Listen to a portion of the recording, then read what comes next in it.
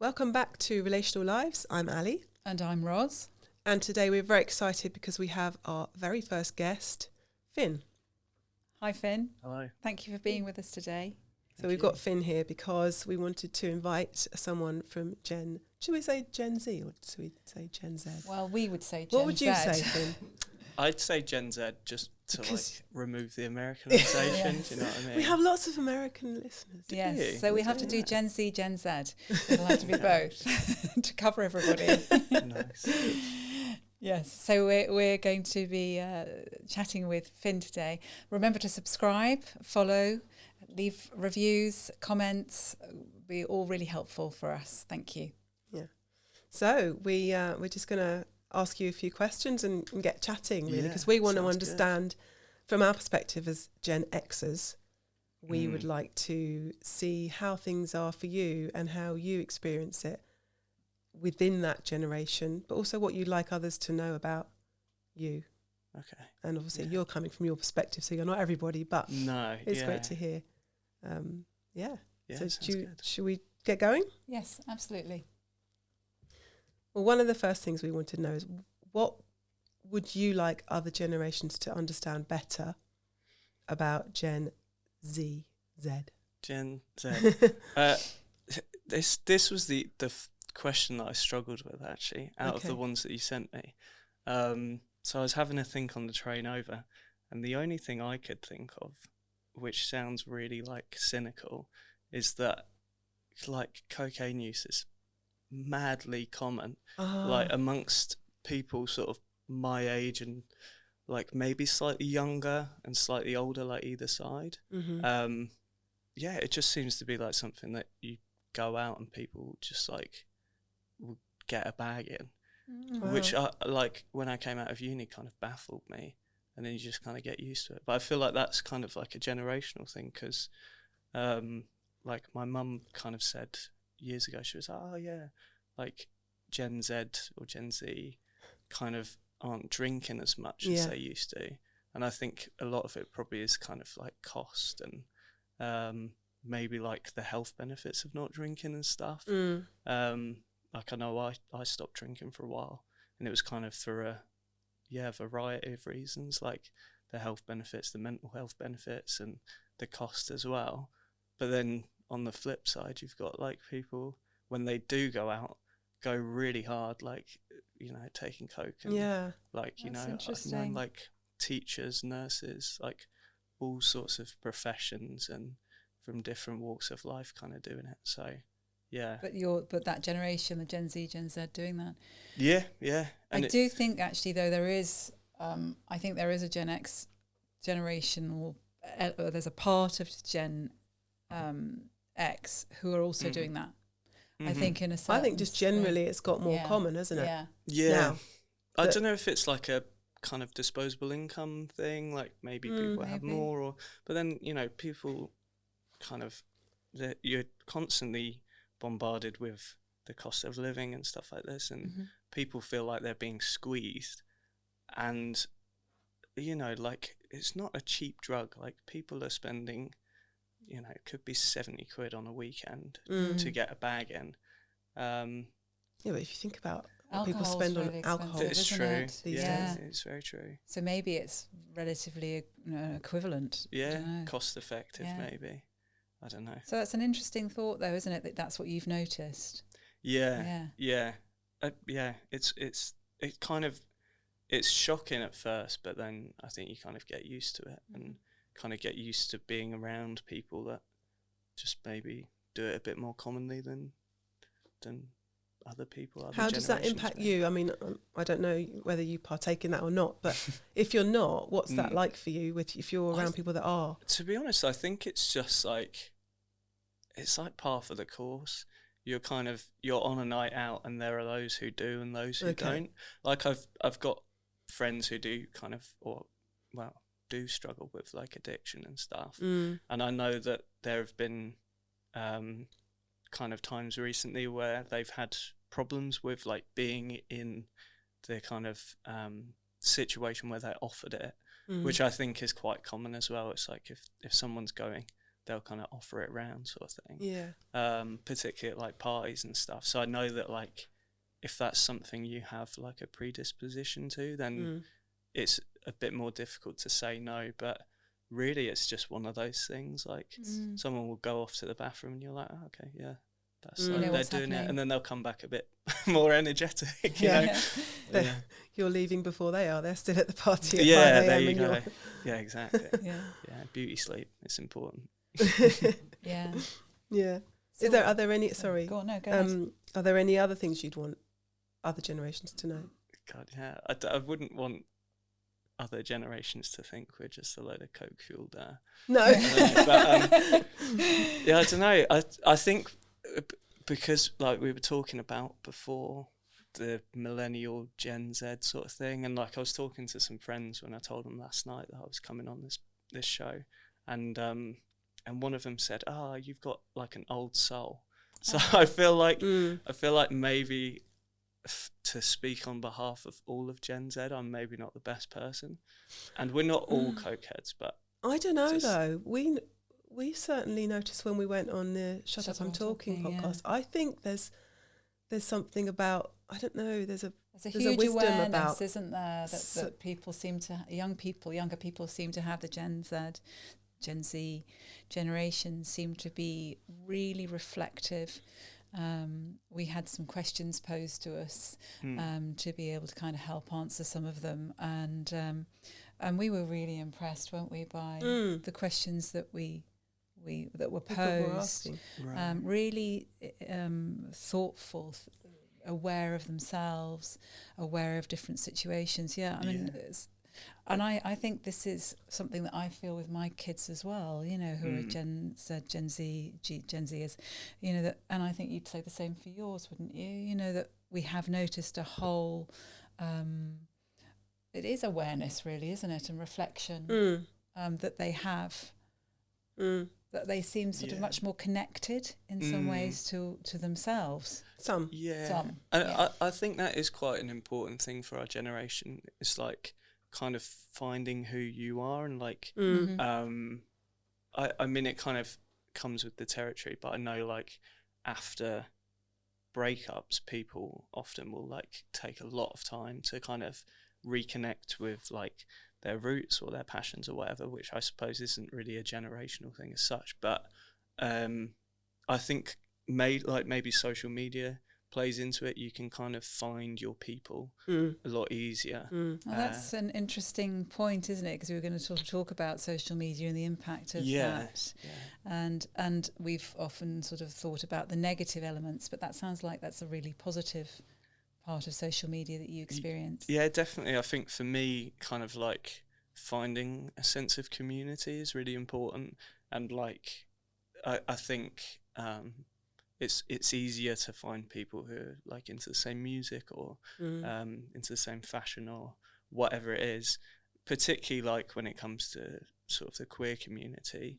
I think it's a lot easier for people to find kind of, or not just like find their community and their people, but kind of educate themselves. I think like the wealth of knowledge that is available freely online, and people kind of package in a easy to digest way, I think is really beneficial for people who are kind of exploring themselves, like you say, trying to find their feet a little bit in the world.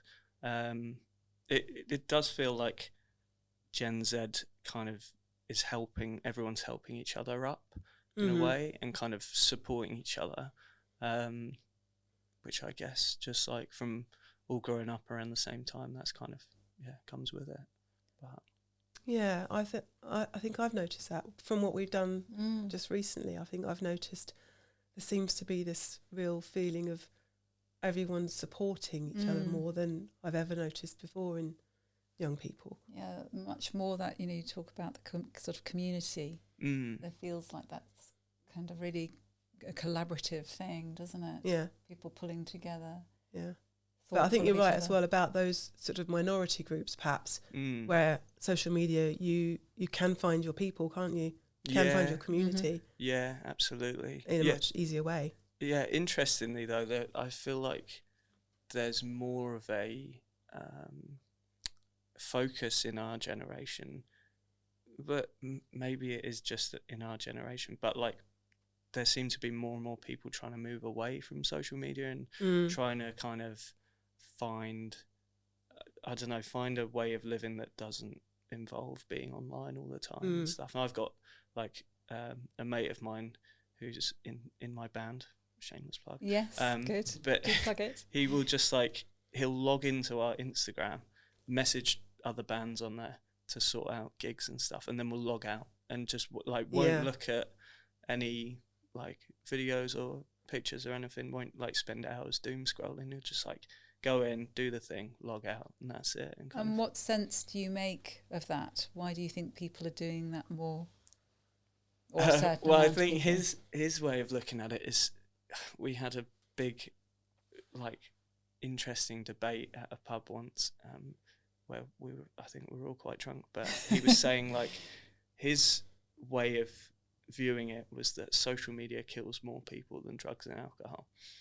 And there were people in our group who were quite like online, who, yeah, I don't think you even need to be online to disagree with that. But yeah, he kind of sticks by it. I spoke to him recently about it, and he was like, yeah, kind of like, I can see where he's coming from. I think it is, as much as it's good, I think there is bad that comes with it. And I think it's about kind of finding the balance. Whereas I think younger generations maybe aren't quite as good, like, because they've grown up with it. And have like even more unfiltered access to everything. I think maybe they're not so. Which is going to also, I guess, have a can feed into the sort of addictive element of the brain, can't it? That sort of dopamine hits that people can get from having that instant gratification from seeing things or whatever, and wanting more and more and more. I think that can happen with all sorts of things with that. You know, I think it can happen with gaming at times, can't it? That it's activating that addictive part in the brain. Well, they say that if you wake up and like the first thing you do is go on your phone, it will just start your day off badly, because you get an immediate dopamine spike, don't you? And then from there it's just kind of downhill. So yeah, you can tell certain people maybe are more chronically online than others and need to maybe take a step back. I don't know whether that's just Gen Z and Z though, is it? Because my sons are not on any social media. They don't really they would rather not even have a phone. They prefer to have like the old phones we used to have, where you don't even have internet access, just as an emergency contact thing, really. And they, I think that me and my husband are on our phones much more. So, which I think is curious, isn't it? Because I think we do use it a lot in our generation too. I won't necessarily be on things like Instagram or Facebook, whereas my husband is, and he's older than, a lot older than me actually. So he really loves being on the phone a lot. Maybe it's though that, because you're saying with your generation, you grew up without access to, so there wasn't social media when you were a child. So it would have come in when you were early teens? I think I was maybe about 5 or 6 when Facebook first started. So you wouldn't know. I was know. like far too young to know about it. Sure. And then when do you remember first having access to it yourself? Kind of. Well, I remember people around me getting it maybe in like when they were about 10 or 11. But I think I waited till I was in high school. I kind of didn't see the point initially. And then I think a friend of mine showed me Facebook and was like, you can talk to anyone in our school, like just instantly. I was like, okay, that like has its benefits, I suppose. I would look at that as a downside. I think, why would I want to why would I want to talk to these people? But it's funny you say about your husband, because my dad, we take the piss out of him, but whenever we go to like a restaurant or whatever, the first thing he does when he sits down is like look for the Wi-Fi code to like log in, just so like his mates just send him like shit posting. Tom does that. Yeah. So I think it's not necessarily just a generational thing. For me, I'm on WhatsApp a lot, so I'll be communicating to people, and I don't see that as the same. Whereas my sons say, "You're still on your bloody phone." But see, I wonder as well, because we've all just kind of mentioned like men in our lives who do that. whether it's a kind of male thing, whether like the sense of community that they get from being in like a group chat or something, or like just being in touch and knowing that they can contact their friends if they need to. I think that's a really good point, because I think with my husband, he would say in some ways Facebook's replaced the pub, and with so many pubs closing, you know, there's where do you have that contact? And maybe harder to have. I think generally women can be have more friendships and make that contact. You know, we would talk to each other, you know, we text every day to each other. So yeah, that's a really good point. Yeah, it's interesting, like female friends of mine I will be in touch with most days, and then my kind of male friends, it will just be like once in a blue moon, usually if we're like planning something, you know, to go to the pub or something. But we don't have those sort of like in-depth conversations. No. So yeah, it's interesting. I think there have been clips of this on social media, but where they've, mum, for instance, has clipped a conversation with their son, and there's this, and this happens with mine, where I've had this long text to my sons, and then it's like, yep, K, it's just even a letter. It's not even anything more than that. Yeah. Yeah, so I was saying about you didn't grow up with it, then you had it. Yeah. So it might be that for you it's easier to say, I don't need it. You know, you weren't born wired up to it. Yeah. Whereas now, babies born now, probably one of the first things they're going to see is a bloody phone in their face. Yeah. It's a shame. I think like kids in this generation probably lose that connection with their parents or just with other kids. And I think like, yeah, it's difficult. I think, not to kind of just like pull from other sources, but I've just started watching Adolescence. Yes. And that, I think, kind of sums up that disconnect that the younger generations have from their parents, and like the reason that they go to kind of very dark and toxic places to look for some sense of kind of connection, masculinity, like community. Power, community, exactly, whatever it is, and that just kind of leads to really negative consequences, not just for them but for like people around them. Yeah, it's a very powerful. If people haven't watched it, it's something on Netflix, which is a British show, isn't it? Or British produced. 4 episodes, I think, but it's very powerful. Isn't it? Brilliant. Very, very disturbing as well. Yeah, and again, like you say, the whole social media thing on that, and that the influence that it has. Yeah. I think it's like it's a problem in my generation as well, and I think there have been people in my life who I've distanced myself from because they're going down that pipeline of like Andrew Tate and all this like incel sort of thing. But I think as well, like, because we kind of mentioned social media, it's so easy for young guys particularly to be sent down that pipeline of like far right ideology. You know, you get videos of like Jordan Peterson or whoever kind of saying something, you know, that fundamentally everyone would agree with, or is kind of sounds clever, but everyone would go, oh yeah, I guess he's got a point there. You kind of like the video, and then you get Joe Rogan and he'll have like a guest on saying something funny, and you kind of engage with that, and it starts out very light, and then very quickly it kind of accelerates down this pipeline of like shooting you to the far right. Yeah, you go down a rabbit hole. Yeah, which I think is so dangerous, particularly for people who have grown up with that and don't have the kind of brakes to put on their social media consumption, or like just to stop and think about what are they actually feeding me, and like how is that going to affect me, sort of thing. So not necessarily questioning it, is that what you're saying? Yeah, I think that's the problem, and particularly when they don't have maybe the parental influence or kind of someone looking over them while they're those kind sorts of of guidelines, those boundaries that are put there. And I wonder if there is the fact that our generation haven't had that so much, and also don't necessarily understand or have enough information around technology almost to be able to put those boundaries. I think we're becoming more aware of it, but I think it's a hard thing to know how to put those boundaries in, because it's an unknown thing to us completely. I mean, in terms of how we grew up. Yeah, definitely. But I think there are kind of risks as well for older generations as well. I think AI is really starting to become a problem, and like I see quite a lot of memes of like people's parents will send them something from Facebook which is clearly AI, but like they haven't managed to kind of pick up on it, and they think it's like real, and they're like, look at this image of this baby smoking. It's like, come on, like use your critical thinking skills a little bit. So you spot our ignorance and a little bit. Well, it goes both ways, I think, doesn't it? Yeah, no, it's a good comment.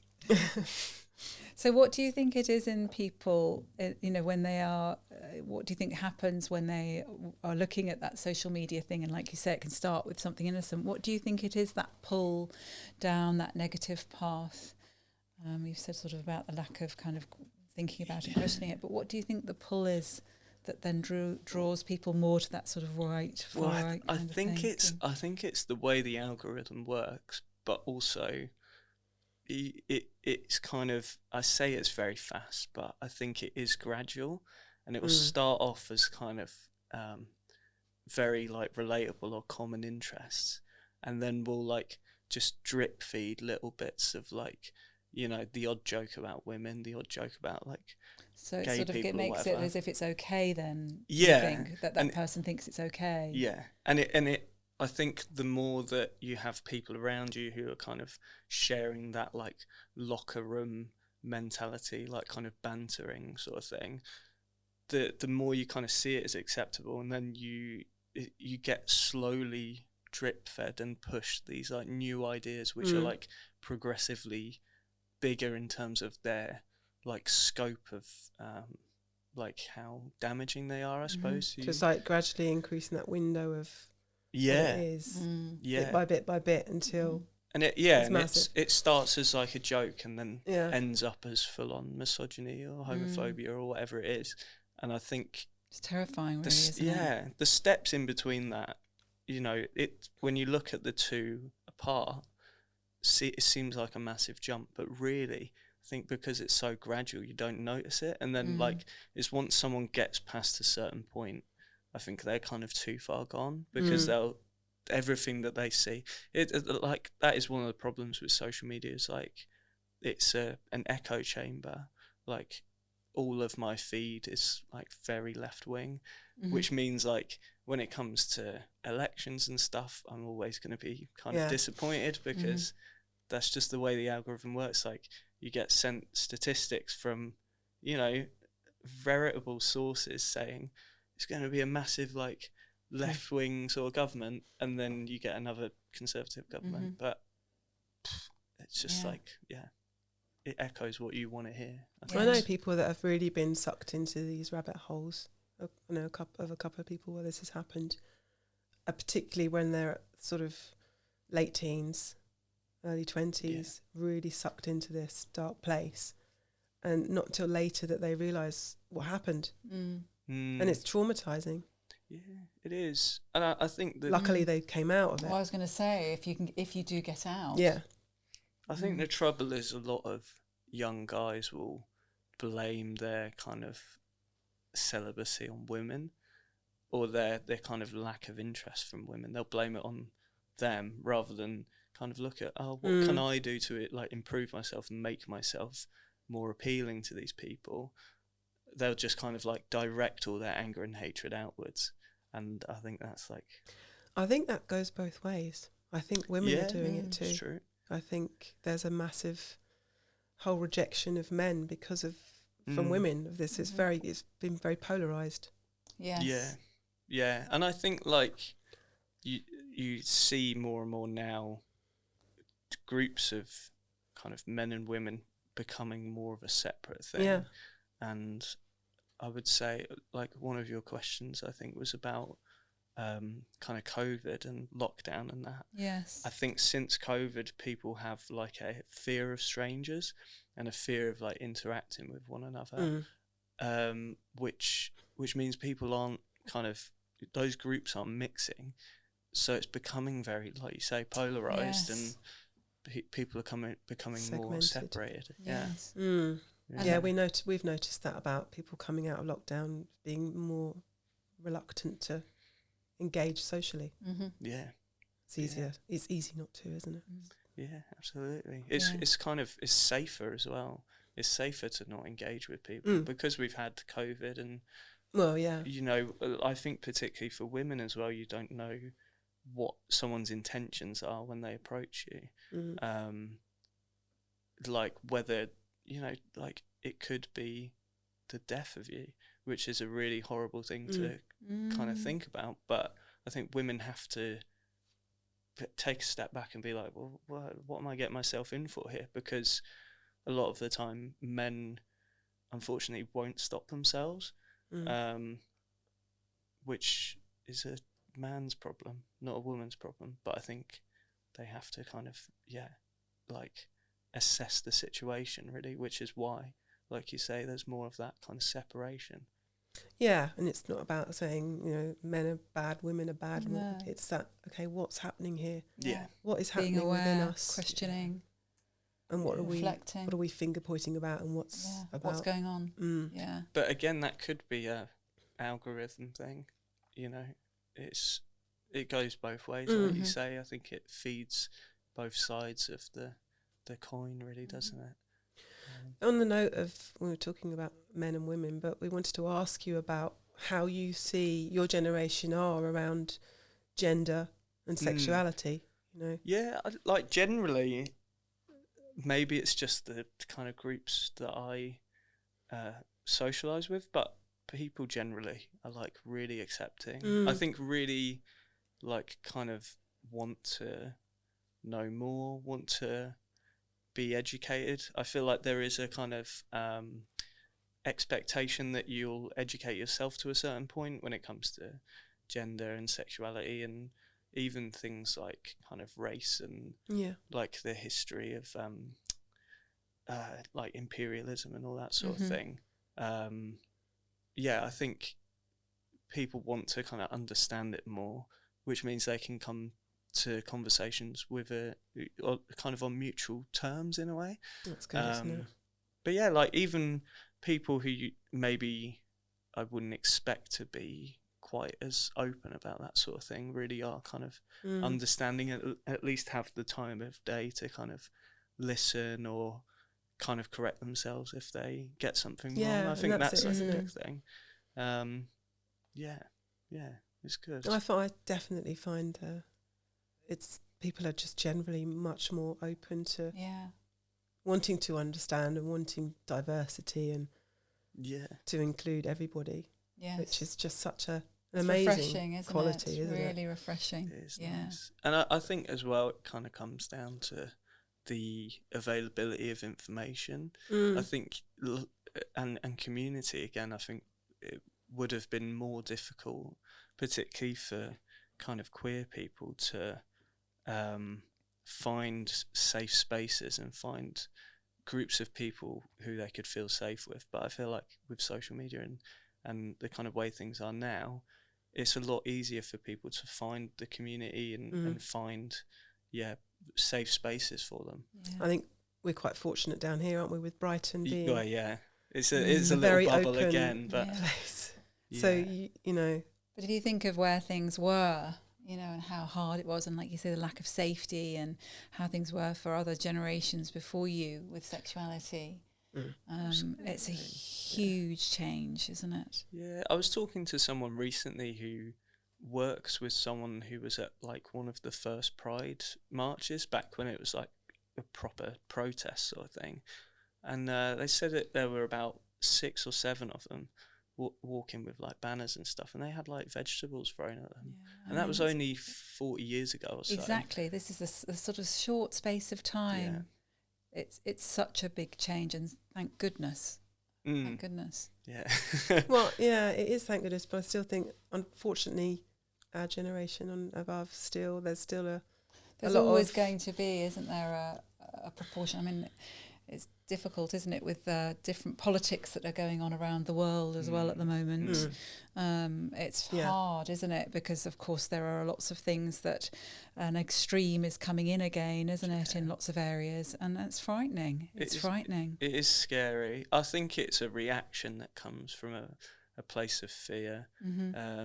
Yes, I'd agree. A lot of the time it's a kind of fear of the unknown and not understanding, which is why I think it's really good that our generation is good at educating themselves and understanding it, because they don't have that reaction to hate something which they don't understand. They'd rather educate themselves first, and then if they still don't like it, then fair enough, but at least they know what it is. But I think so much of the kind of, like you said, the politics that are kind of on the rise at the moment comes from hating something that they don't understand, and it's a fear of change. Protecting themselves, isn't it? It's protecting themselves rather than actually seeing the sort of community and the wanting to do things for changing good for together. There's sort of not that togetherness is there. There's so very much it's just me. I'm having to protect myself, and that's it. And I'll not look outside myself. You know, we've kind of had this for generations, like with the kind of Windrush generation and people arriving on boats. You know, people used to put up posters, didn't they, saying like no blacks, no dogs, no Irish. Yeah. And that was only again like 50 years ago. So it is like the fear of change and like not knowing what's gonna how it'll affect you. And I think it comes from like a personal place, doesn't it? Wanting to protect your best interests, but it at the same time is damaging someone else's. Yes. Which is where the problem lies. Yes.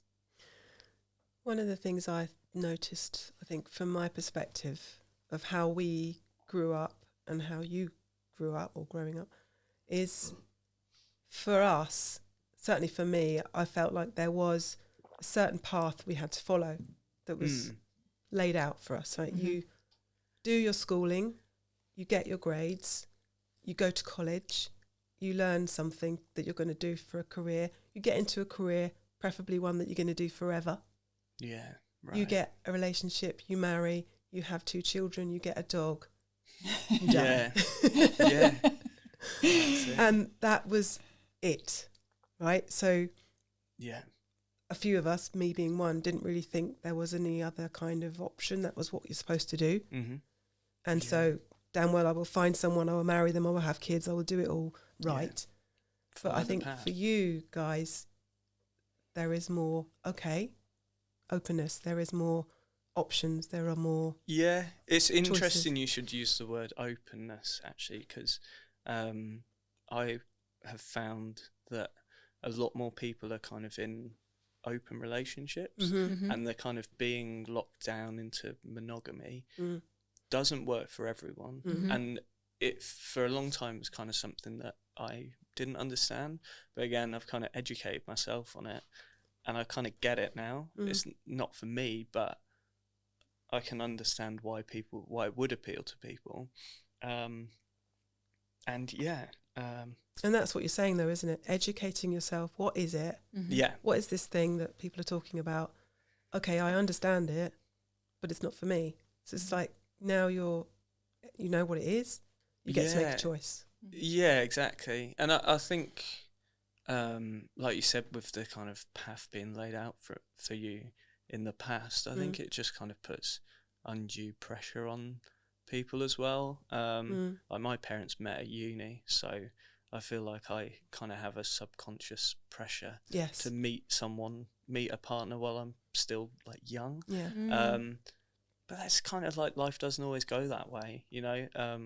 You don't sometimes get a job that you want to be in forever, and that's fine. Like, you know, my mum retrained when she was in her 50s, I think, and went from one career 40s. To 40s. Was it? Yeah, you know better than me.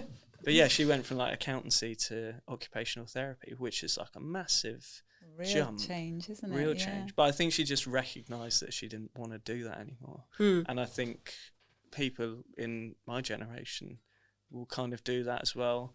I think as well, people will put their foot down when it comes to working conditions and pay and Yeah. whether they're being mistreated at work. Do you think COVID has had an impact on that as well as your generation? The fact that, actually where is that balance of life and work?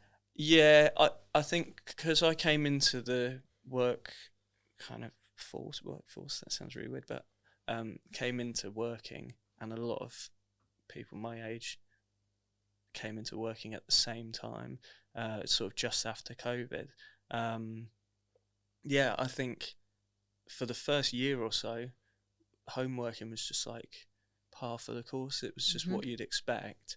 And now you kind of see more people who of older generations who have been in the game for a long time saying, oh, well, we need you to be in the office for at least, 3 or 4 days a week. And people are just going, well, actually, you don't fucking do one.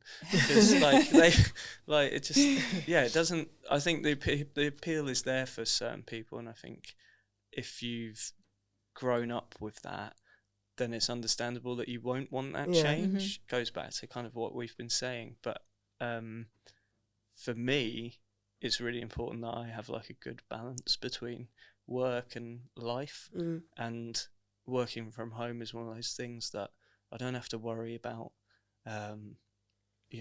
commuting. I don't have to worry about, like, the team I work in at the minute has our team meeting is at 8 a.m. on a Monday, which to me is horrendous, but not just because it's 8 o'clock on a Monday, but it means that my week starts on a Sunday night because I have to think about make breakfast, make lunch, go to bed early, get all my stuff together, which kind of eats into my. Do you know what our generation would be saying about that? Bloody well, get on with it. Exactly. Yeah. And this is the difference, isn't it? The judgment that is made from our generation. Yeah. And the sort of entitled thing, I think, can come in. Can't it? That sort of language where, well, we had to work, whatever. Get out of hours. It's really interesting. I was talking to the woman in my local laundrette recently, and she was kind of saying that the 40-hour work week was set up around the idea that, like, man would be at work, woman would do the housework, but now you need 2 incomes to support a household. So, like, where are people finding the time to do all the stuff in between and then have time to, like, enjoy themselves? Have a life. They don't. It's like you go to work, you get home and eat, and then you're too shattered to do anything else, so you go to bed. Which I know we're kind of almost out of time, but this is important, right?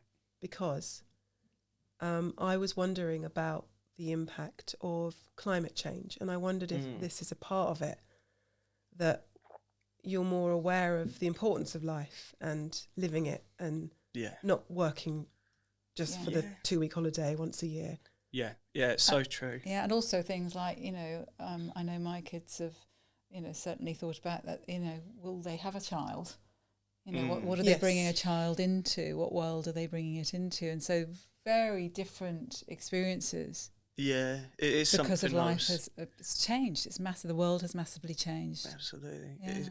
The child thing is something I was talking to a friend recently about, and just to me, at least at the moment, it doesn't seem like a very sensible option or a very fair option to bring a child into this world and then just kind of go, it's your problem now, which like every generation before us has done. I think it's easy, like personally, it's been very easy for me to feel like really pessimistic about the climate crisis and just the way things are in the world, particularly across the pond. Things are moving the opposite way to where they should be, at least in my opinion. So it's kind of, you feel quite powerless, and I think it's quite a difficult. And how do you think you and, people who think in the same way that you do in your generation, how do you think you manage that powerlessness? What do you think you do as a result of it? I think a lot of people kind of switch off from it, unfortunately. I think it gets to a point where if it's starting to affect your mental health and really put you in a dark place, then you just like cut it out and just go, there's nothing I can do about it, so I just have to kind of live the way I'm living, sort of thing, and hope someone sorts it out. Yeah. Yeah, which is a shame. But I think, again, taking all that into consideration, it makes sense of why you're wanting to be more in control of structuring how your life is. Yeah. Going back to the 8 a.m. meeting on a Monday. Yeah. You don't want to be absolutely. thinking about that on a Sunday afternoon. No. Well, yeah, it eats into your time. And I think when kind of more existentially you've got something eating into your time, like on a more permanent basis, you kind of think, oh, what's the fucking point? Like, why should I sacrifice the 2 days that I have to myself to prepare for the other 5 days which I'm going to spend working for a job to pay for a house which I'll never pay off because the world will be over by the time. Like, that's the way never even be able to get. Yeah, exactly. Because youngsters are having to perhaps live at home more now for longer as well, aren't they? That changes things too. Yeah. It's really. I think it just like it's an amalgamation of so many issues, and I think it's easy for our generation to kind of feel quite crushed and like weighed down with like you say, not being able to afford housing, not being able to even afford like rental accommodation now because they're being priced out of that as well. It's become ridiculous, hasn't it? Yeah, and that's meant to be the kind of affordable option for people who can't afford to buy. And then the climate crisis, and then the kind of rise of populism / fascism. Yes. It's all like this like perfect storm pot of all this stuff going on. And so it sounds like the things that are important to you, you kind of try and find a way that you get that balance to manage all of that. Yeah. And I know we are coming towards the end, but I think this is an opportunity to say about your band. Yes. That's right. Good Coma link, Red, Roz. people. You should be on breakfast TV. You really should. It's at coma_red_band. And if you like gothic music, it might be for you. And we will put a link to that in the show notes, so that in an We will. Instagram Thanks a link for letting or me do whatever. And you're going to be Appreciate hopefully doing some gigs in Brighton, Hove? Yeah, Brighton, Hove, maybe Worthing. We'll see. Yeah, super. Who knows? Great. Lovely creative outlet. Thank you so much, Finn. It's been really interesting. Hey, thanks for getting having a me. perspective. Cheers. And hopefully that what you've shared is going to help other people get a perspective of Fingers crossed. your generation That's what we're here as well. for. Yeah. Thank you. So thanks to Finn. Thank you for all of you watching, listening. Subscribe so that you can get the reminders of our next episodes coming out. We will have more guests on in the future, and we'll also do our usual topic covering along the way. If there's anything that you want us to cover, get in touch with us. And leave us a 5-star review. Yeah. Thank you. Thank you. And thanks, Finn. Thanks, Finn. Cheers. Thanks.